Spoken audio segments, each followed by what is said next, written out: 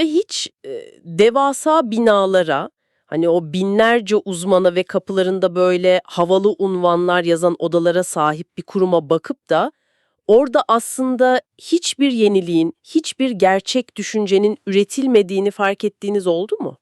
Evet, bu çok tanıdık bir his aslında. Yani dışarıdan bakıldığında her şey kusursuz işliyor gibidir. Aynen öyle. Devasa bütçeler harcanır, bitmek bilmeyen toplantılar falan yapılır, işte kalın kalın raporlar yazılır ama içeride Koca bir boşluk yankılanıyordur. koca bir boşluk. Eminim bizi dinleyen sizler de ya eğitim hayatınızda ya kariyerinizde ya da hani sivil toplum alanında böyle bir yapıyla en az bir kez karşılaşmışsınızdır. O ihtişamlı vitrin yanılsaması kesinlikle çok yaygın bir durum.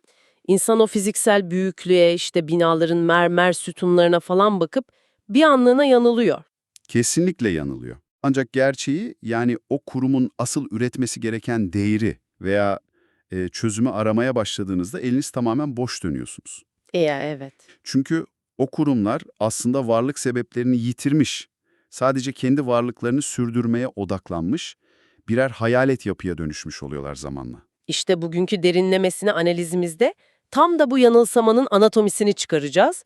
Önümüzdeki veriler ve incelediğimiz vakalar özellikle siyasi izolasyon, kolonileşme veya devasa kurumsal çöküşler yaşamış o yıkılmış toplumlarda yeni elitlerin nasıl inşa edildiğine odaklanıyor. Hı hı. Çok çarpıcı metinler var elimizde. Aynen. Bu metinler içi boş kurumların varlığını nasıl sürdürdüğünü anlatırken kurumsal simülasyon adı verilen çok çarpıcı bir kavrama mercek tutuyor ve bunu inanılmaz somut bir vaka çalışması üzerinden Türkmenistan'ın yakın tarihi ve eğitim sistemi üzerinden yapıyor. Ki bu çok iyi bir laboratuvar aslına bakarsanız. Doğru. Yani eğer bir sistem kağıt üzerinde kusursuz görünüyorsa, her türlü kaynağa sahipse neden gerçekte dişe dokunur hiçbir gelişim üretemez? Neden her şey sadece büyük bir tiyatrodan ibaret kalır? Hadi bunu biraz açalım. Memnuniyetle. Bu sorunun kalbine inebilmek için sistemlerin neden başarısız olduğunu incelemeden hemen önce neyi üretmekte başarısız olduklarını çok net tanımlamamız gerekiyor bence. Evet, o kritik bir ayrım. Önümüzdeki veriler yerleşik ezberlerimizi bozan çok kritik bir yeniden tanımlamayla başlıyor zaten. Elit kavramının tanımı. Hı hı. Biz genellikle elit kelimesini duyduğumuzda hani aklımıza pahalı takım elbiseler giyen, yüksek devlet makamları, lüks araçlar veya işte babadan oğula geçen ünvanlar falan gelir. Toplumsal hiyerarşinin en üstündeki statü sembollerini düşünürüz. Genelde böyledir, evet. Ancak incelediğimiz metinler bu tanımı tamamen reddediyor. Elit olmak bir ünvan veya makam işgali değildir. Çok net bir fonksiyondur, bir işlevdir diyor. Yani kart vizitinizde genel müdür veya işte akademi başkanı falan yazması bu tanıma göre sizi elit yapmıyor. Kesinlikle yapmıyor. Elit dediğimiz şey, Vay canına. evet, elit dediğimiz şey bir toplumun veya kurumun geleceğinin dilini oluşturan, o vizyonu hayata geçirecek gerçekten çalışan kurumlar inşa eden, yeni bilgi üreten gruptur.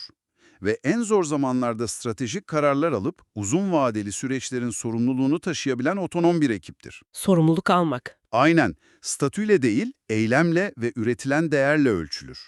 Yani işleyen bir motordur.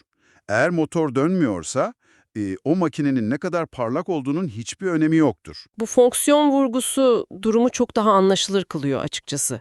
Bunu aslında devasa bir senfoni orkestrasına benzetebiliriz. Nasıl yani? Şöyle düşünün, sahnede 100 kişi var, hepsi kusursuz smokinler giymiş, ellerinde dünyanın en pahalı kemanları, celloları, flütleri falan var.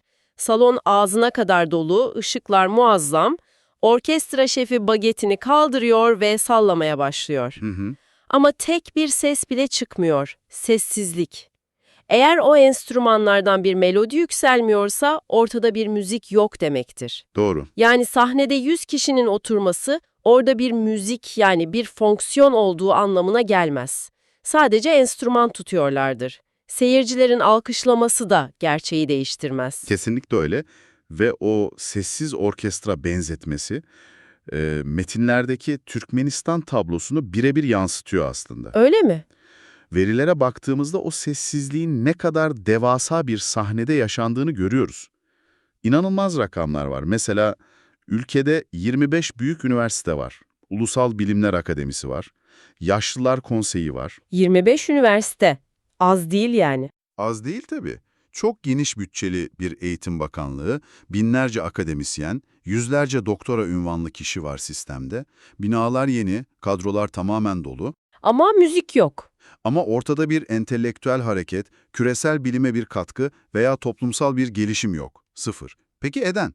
Çünkü üniversiteler eğitimi, Bilimler Akademisi bilimi, bakanlıklar ise yönetimi sadece taklit ediyor. Taklit ediyor. Çok iddialı. Evet, siyaset biliminde ve sosyolojide buna tam olarak kurumsal simülasyon diyoruz.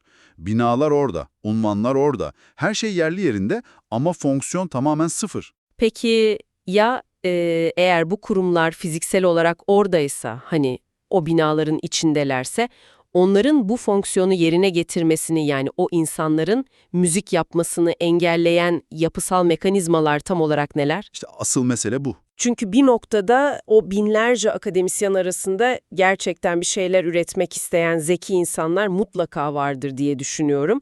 Neden bir araya gelip bu simülasyonu kıramıyorlar? Sistemi içeriden kilitleyen 3 temel mekanizma var. Ve bunlar öyle rastgele oluşmuş şeyler değil, çok ince düşünülmüş kontrol araçları. Nedir bunlar? Birincisi ve bence en sarsıcı olanı otonomi, yani özerklik eksikliği.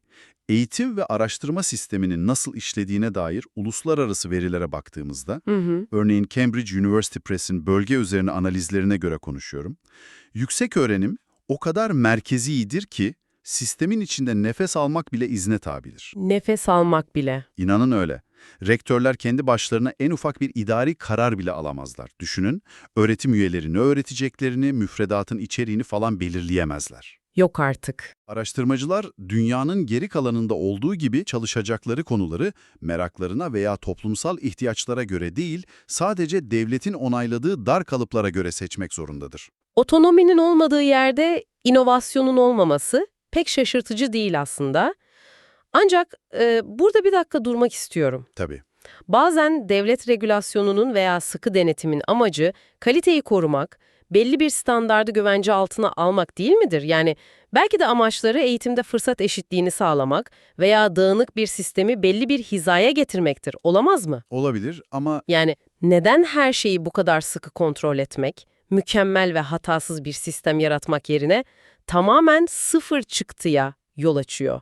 Bunu büyük resimle ilişkilendirirsek nasıl açıklarız? ya bu çok haklı bir soru ve modern bürokrasinin en büyük çelişkilerinden biri aslına bakarsanız. Sağlıklı işleyen bir demokraside veya açık toplumda regülasyonlar dediğiniz gibi standartları korumak içindir. Evet, Ancak otoriter bir yapıdan, kapalı bir sistemden bahsediyorsak o regülasyonların amacı kalite falan değil, tamamen kontroldür. kontrol. Anladım. Sistemlerin neden başarısız olduğunu anlamak için otoriter matematiğe bakmalıyız. Bu tür kapalı sistemlerde tartışma, mevcut durumu sorgulama veya en ufak bir eleştiri ilerleme aracı olarak görülmez. Ne olarak görülür? Doğrudan bir güvenlik riski olarak algılanır. Ve böyle sistemlerin matematiğinde risk eşittir ceza. Kariyerinizi, özgürlüğünüzü hatta hayatınızı kaybedebilirsiniz. Yani hocalardan veya araştırmacılardan beklenen şey aslında hata yapmamaları değil. Değil. Farklı olmamaları, göze batmamaları isteniyor. Farklı ses çıkaran bir enstrüman, senfoniyi bozduğu için değil, sadece şefin otoritesini sorguladığı için susturuluyor. Tam olarak bu. Ve bu durum kurumları bilimsel birer merkez olmaktan çıkarıp tamamen idari, hatta cezalandırıcı birer vitrine dönüştürüyor ki bu da sistemin kalitesizliğini garantileyen o ikinci mekanizmadır. Vitrin derken sadece görüntüden ibaret oluyorlar. Aynen öyle. Mesela Bilimler Akademisi'nin ülkedeki zaman çizelgesini incelediğinizde bu mekanizmayı tüm çıplaklığıyla görüyorsunuz kaynaklarda. Ne olmuş akademiye? Akademi 1998 yılında devlet kararıyla tamamen kapatılıyor. Direkt kapatılıyor. Evet. Sonra 2009'da tekrar geri getiriliyor. Güzel. Ama bitmedi. 2019'da ise aniden devlet finansmanı kesilerek kendi kendini finanse etmeye zorlanıyor ve fiiller küçültülüyor. İnanılmaz bir istikrarsızlık. Yani bu bir bilim okulunun doğal evrimi falan olamaz. Bu kurumun uzun vadeli vizyonu olan özerk bir yapı değil, sadece siyasi irade istediğinde açılıp kapanan bir oyuncak olduğunu gösteriyor. Bilim, günlük siyasetin sıradan bir departmanı haline geliyor. Bir kurumu böyle açıp kapatmanın bu kadar keyfi olması, içerideki herkese siz aslında hiçbir şeysiniz, sadece benim iznimle buradasınız mesajı veriyor olmalı. Ve bu mesaj anında hayatta kalma içgüdüsünü tetikliyor. Herkes susuyor. Sessizlik hayatta kalma normuna dönüşüyor. Kurumlar sadece düzenleyici bir baskı aracına dönüşüyor. Üçüncü mekanizma da bu galiba. Üçüncü çöküş mekanizması da budur zaten. Yaratıcı değil, sadece düzenleyici olmak. Büyük Rus ansiklopedisindeki verilere göre eğitimin her kademesi %100 devlet kontrolünde. %100 mü? Evet, sistemin hiçbir yerinde rekabet yok, akademik özgürlük yok, dışarıdan bağımsız bir kalite değerlendirmesi falan da yok. Mesela Bologna süreci gibi uluslararası standartlara kasıtlı olarak dahil olmuyorlar. Dinleyicilerimiz için bunu kısaca açalım isterseniz. Bologna süreci dediğimiz şey, hani üniversiteler arası, uluslararası denklik, akademik kalite, şeffaflık ve öğrenci hareketliliğini sağlayan bir Avrupa Yükseköğrenim Standardıdır, değil mi? Evet, yani dünyayla entegre olmanın bir anahtarı diyebiliriz. Evet, tam olarak o. Bologna süreci gibi uluslararası standartlara entegre olmak, aslında kapılarınızı dünyaya açmak, kendi sisteminizin dışarıdan denetlenmesine ve kıyaslanmasına izin vermek demektir. Ama siz kurumsal bir simülasyon yarattıysanız, en çok korktuğunuz şey dışarıdan gelen objektif bir gözlemcidir. İllüzyon bozulur çünkü. Kesinlikle. İllüzyonun bozulmasını istemezsiniz. Bu yüzden kapıları dışarıya sıkıca kapatırlar. İçerideki yöneticiler, hocalar, akademisyenler susar. Liyakat değil, her zaman sadakat ödüllendirilir. Tabii. Bir süre sonra bu zorunlu sessizlik, herkesin sistemin çok başarılı ve kusursuz olduğunu birbirine tekrarladığı devasa bir yankı odası yaratır. Bir bilgi balonu oluşur. Yönetenler bile kurdukları bu simülasyona gerçekten inanmaya başlar. O halde ortada gerçekten devasa bir açmaz var demektir. Yani sistem yeniliği ve eleştiriyi yapısal olarak varoluşsal bir tehdit gibi görüp yok ediyorsa, Ediyor. demin elitleri tanımlarken geleceğin dilini oluşturan ve çözüm üreten gruptur dedik.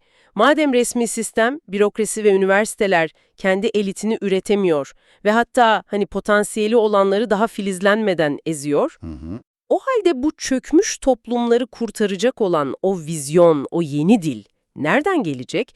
O gerçek fonksiyonu yerine getirecek elitler gökten zembilli inmeyeceğine göre nasıl ortaya çıkıyorlar? İncelediğimiz vakaların bence en ufuk açıcı argümanı da tam burada başlıyor zaten.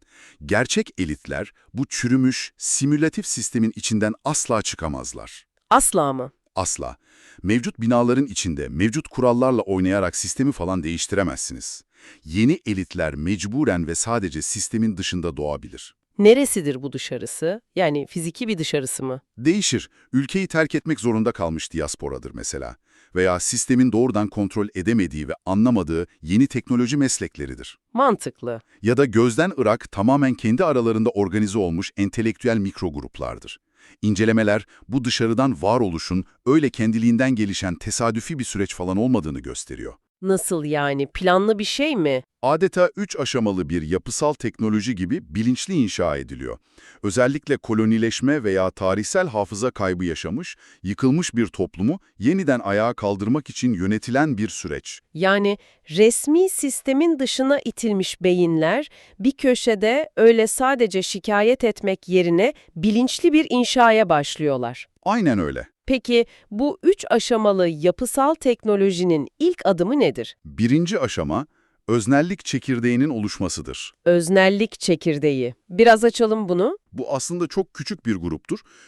Genellikle 12 ila 150 kişi arasında değişir sayıları. Bu grubun en önemli özelliği, devletin veya o kurumun dayattığı ideolojik filtreler olmadan düşünebilmesidir. Simülasyonun dışına çıkıp gerçeği olduğu gibi görebilen, kendi kavramlarını yaratabilen ve stratejik uzun vadeli bir plan yapabilen bir çekirdek gruptan bahsediyoruz. Anladım. Peki ikinci aşama nedir? Çünkü hani sadece doğruyu konuşmak, filtreleri kaldırmak bir sistemi değiştirmeye yetmez herhalde. Elbette yetmez. İkinci aşama, paralel kurumlar inşa etmektir. Paralel kurumlar. Resmi sistemin yapamadığını yapan ama onun gibi görünmek zorunda falan olmayan yapılar kurarlar.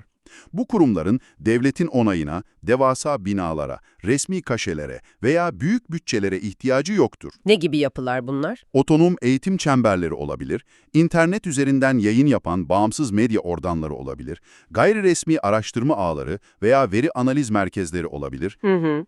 Bina olarak, tapu olarak değil, sadece ve sadece fonksiyon olarak var olurlar. Hatırlayın, devletin müzik yapmadığı yerde Onlar sokakta veya internette o müziği üretmeye başlarlar. kesinlikle öyle. Gerçekten ilginçleşiyor. Bu çok tanıdık bir dinamik aslında. Bunu teknoloji dünyasından bir analojiyle düşünebiliriz. Nasıl yani? Hani resmi sistemi iflas etmiş, hantal bir tekel olarak düşünün. Eski Blockbuster gibi mesela. Devasa mağazaları var ama vizyonu yok. Hı hı. Bu paralel kurumlar da tıpkı bir garajda kurulan ve kuralları tamamen dışarıdan yeniden yazan çevik bir startup'a benziyor. İşte Netflix gibi. Eski binalara falan ihtiyaçları yok çünkü onlarda otonomi var. Harika bir benzetme. Ya da biyolojiden bir örnek vereyim. Ormandaki o resmi sistemi devasa ama içi çürümüş bir ağaca benzetirsek, bu paralel kurumlar ağacı dışarıdan düzeltmeye çalışmak yerine toprağın altında gelişen bir miselyum ağı, yani o mantar şebekesi gibi hareket ediyorlar. Hı. Ormandaki o devasa yaşlı ağaç göze çok heybetli görünebilir ama kökleri artık ölmüştür, suyu çekemiyordur. Öte yandan yer altındaki o görünmez miselyum ağı son derece esnek, otonom ve tamamen hayatta kalmaya odaklıdır. Evet. Ormanın asıl gerçek işini, besin transferini, iletişimi o yeraltı ağı yapar. Ölü ağacın köklerini tamamen bypass ederler. Burada asıl büyüleyici olan şey, miselyum ağ analojisi, sürecin doğasını gerçekten çok iyi yakalıyor. Değil mi? Çünkü bu paralel kurumlar, tıpkı o yeraltı ağı gibi, resmi yapıların hantallığına ve sahte kurallarına hiç takılmadan, hayati öneme sahip olan bilgiyi, eleştiriyi ve yeni fikirleri topluma aktarmaya başlarlar. Kendi aralarında yatay bir hiyerarşi ve tam bir otonomi vardır. Hı hı. Ve işte bu otonomi sayesinde sürecin o üçüncü ve en kritik aşaması olan meşruiyetin devralınması başlar. Kabullenmesi, sizin hakkınızı teslim etmesidir. Bu devir teslim nasıl gerçekleşiyor? Yani bir darbeden veya zorbalıktan bahsetmiyoruz herhalde. Hayır, kesinlikle güçle veya silahla olan bir değişimden falan bahsetmiyoruz. Meşruiyet toplumun zihninde el değiştirir. Zihinde. Evet, bu paralel ağ, insanların gündelik hayatta yaşadığı gerçeklikle birebir örtüşen yeni bir dil, yeni bir anlatı yaratır. Simülasyon avaz avaz, ekonomimiz harika, eğitimimiz dünya birincisi diye bağırırken, Ki bunu çok sık görürüz. evet, bu yeni elitler der ki, markette fiyatlar neden artıyor, diplomanız neden işe yaramıyor ve bunun rasyonel bilimsel cevabını verirler. Gerçek bir cevap yani. Sıradan insanlar resmi kanallardaki o yalana bakıp sonra da bu paralel kurumların ürettiği açıklamaları dinlediğinde evet ya benim yaşadığım gerçeklik tam da bu. Doğruyu söyleyenler bunlar demeye başlar. Meşruiyet işte böyle el değiştirir. Yani ahlaki netlik, liyakat ve gerçeği korkusuzca dillendirmenin getirdiği tanınma yoluyla. Kesinlikle. İktidarın resmi gücü hala o binalarda olabilir ama zihinsel otorite artık yeni elitlerdedir. Gerçekten büyüleyici bir mekanizma, ancak burada pratik bir soru sormak zorundayım. Tabii. Matematiksel olarak bu nasıl mümkün olabilir? Yani bir avuç insandan yer altındaki o görünmez miselyum ağından bahsediyoruz. Otoriter bir devletin devasa propagandası, kontrol ettiği tüm o televizyonlar, okullar, bakanlıklar falan var. Evet. Tüm bunlar karşısında sistemin çeperindeki bu küçük grup, bütün bir ulusun zihnindeki o devasa devlet simülasyonunu devralacak fiziksel ve psikolojik etki boyutuna nasıl ulaşıyor? İncelediğimiz vaka çalışmaları bunu çok net ve neredeyse evrensel sayılabilecek bir büyüme formülüyle 12.155.000 ulus modeliyle açıklıyor. O da nedir? Her bir sayısal eşiğin o miselyum ağında farklı bir işlevi var ve sistemin adım adım nasıl ele geçirildiğini gösteriyor bu model. Her şey o 12 kişiyle başlar. Az önce bahsettiğimiz öznellik çekirdeği. Yeni kavramları üreten, cesareti gösteren asgari kurucu kadro. Ya neden 12? Bu sayı bana tarihsel ve mitolojik olarak çok tanıdık geliyor. Hani İsa'nın havarileri gibi veya mahkeme jürileri gibi. Tam olarak O insanlık tarihine kazınmış küçük grup dinamiği yüzünden aslında. 12 kişi, derin bir karşılıklı güvenin inşa edilebileceği, hızlı karar alınabilen, sır tutabilen ve ortak bir zihniyeti paylaşabilen en ideal sayı eşiğidir. Anladım. Stratejik çekirdek olmak için binlerce, milyonlarca kişiye ihtiyacınız yoktur. Aynı gerçekliğe, aynı berraklıkla bakan 12 otonom zihne ihtiyacınız vardır. İkinci aşamada bu çekirdek grup kendi etrafında 150 kişilik bir ağ oluşturur. Peki neden 150? Yani bu da rastgele bir sayı olmamalı diye düşünüyorum. Kesinlikle rastgele değil, sosyoloji ve evrimsel biyolojide çok bilinen Dunbar sayısına dayanır. Dunbar sayısı. Evet, Oxfordlu antropolog Robin Dunbar'ın ortaya koyduğu bu sayı, bir insanın beyin kapasitesinin istikrarlı ve anlamlı sosyal ilişkiler sürdürebileceği maksimum insan sayısını temsil eder. Vay canına. 150 kişi, birbirini tanıyan, güvenen, hani kimin ne yeteneği olduğunu bilen bir yetkinlik ağıdır. Bu grup, o 12 kişinin ürettiği derin vizyonu alır, onu analiz eder, detaylandırır, bir nevi çevirisini yapar. Toplumun anlayacağı dile mi çevirir? Eğitime ve günlük eylem planlarına dönüştürür diyelim. Çekirdek vizyonu, işleyen bir projeye çeviren motor burasıdır aslında. Çok mantıklı. Yani 12 kişi tohumu atıyor, 150 kişilik ağ bu tohumu filizlendirip bir ekosistem kuruyor. Aynen. Peki sonraki sıçrama nasıl gerçekleşiyor? 5000 demiştiniz galiba. Evet. Ardından bu yetkinlik ağı 5000 kişilik bir etki ağına ulaşıyor. 5000 kişi demek o toplumun içindeki kılcal damarlara ulaşmak demektir. Kimdir bu 5000 kişi? Bu gruptakiler yerel gazetecilerdir, saygı duyulan öğretmenlerdir, meslek odalarındaki aktif üyelerdir, dijital platformlardaki fikir önderleridir. Kanaat önderleri. Dikkat edin, bunlar resmi sistemi yönetenler falan değildir. Evet. Ama toplumda her gün konuşan, onların dilini bilen, kapalı kapılar ardında, çay sohbetlerinde veya işte dijital mesajlaşma gruplarında o yeni düşünceleri fısıldayan aktarıcılardır.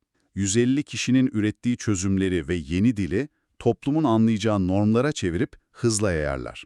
Düşünsenize, sansürün ve otoriter baskının en yüksek olduğu yerde bile 5000 tane adanmış insanın kahvehane köşelerinde, internet forumlarında, aile yemeklerinde sürekli aynı yeni dilden, aynı doğrulardan bahsettiğini, Kesinlikle. o bilgi balonu, o devletin kurduğu simülasyon ister istemez çatlamaya başlar. Ve son aşamada zaten ulus aşaması oluyor o zaman. Kesinlikle. Ulus aşamasına gelindiğinde toplum artık olayları o resmi kanalların yalan diliyle değil, bu ağın öğrettiği o yeni kavramlarla okumaya başlar.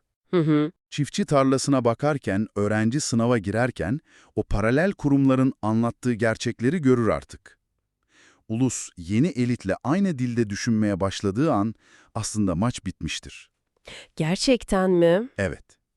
İktidar hala o binalarda oturuyor olabilir ama meşruiyet tamamen devredilmiştir. Sadece resmi çöküşün gerçekleşmesi için biraz zaman gerekiyordur, o kadar. Bu muazzam bir modelleme gerçekten.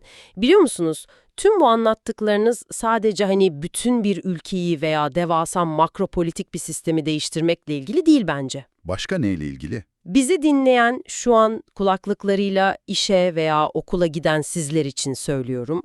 Belki de kendi çalıştığınız devasa bir şirkette, hantal bir devlet kurumunda veya köhnemiş bir sivil toplum kuruluşunda o müzik yapmayan, sadece orkestra taklidi yapan bir sistemi değiştirmeye çalışıyorsunuz. Çok doğru. O simülasyonun içinde sıkışıp kaldığınızı hissediyorsunuzdur belki. Başlangıçta o koca binayı yıkacak veya tüm yönetimi değiştirecek binlerce kişiye falan ihtiyacınız yok.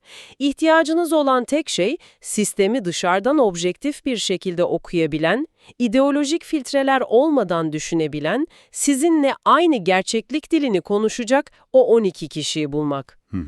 Etrafınızda o küçük, otonom güven çemberini kurmak. Bu mekanizma aslında hayatın her alanında işe yarayan evrensel bir değişim planı. Çok doğru bir yere temas ettiniz. Çünkü çürümüş yapıların içinde kalarak, onların hiyerarşisine boyun eğerek veya biraz daha çalışırsam ben bu sistemi düzeltirim yanılgısına düşerek o yapıları değiştiremezsiniz. Değiştiremezsiniz. Simülasyonun kuralları, simülasyonu korumak için yazılmıştır zaten. Yenilik, icat ve gerçek fonksiyon daima o simülasyonun bittiği sınırın bir adım ötesinde, cesaretin ve özerkliğin başladığı o dar alanda yeşerir. Tarih boyunca da inanın hep böyle olmuştur. Peki, tüm bu devasa resmi toparlarsak, bugünkü derinlemesine analizimizde ne gördük?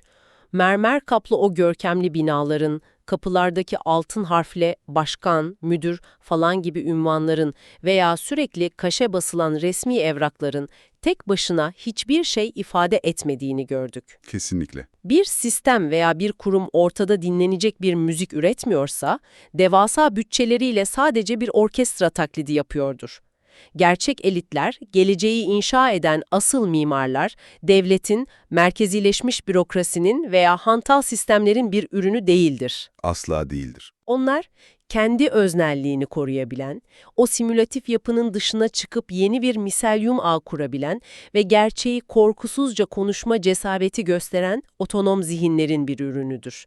Eğer bulunduğunuz yerde bir şeyler sürekli olarak sadece mış gibi yapılıyorsa, enerjinizi o kurumu düzeltmeye değil, dışarı çıkıp kendi paralel kurumunuzu, kendi 12 kişiliğinizi inşa etmeye harcamanın vakti gelmiş demektir. Harika bir özet oldu ve tam da bu noktada kaynak materyallerimizde cevabı olmayan ama tüm bu tartışmanın üzerine inşa edilen, benim de zihnimi uzun süredir kurcalayan o büyük soruyla dinleyicilerimizi baş başa bırakmak istiyorum. Nedir o soru? Metinler bize bu paralel kurumların nasıl büyüdüğünü, 12 kişiden çıkıp 150'ye, oradan 5000'e ve nihayetinde meşruiyeti bütün bir ulusa nasıl taşıdığını kusursuz bir mekanizmayla gösteriyor. Evet.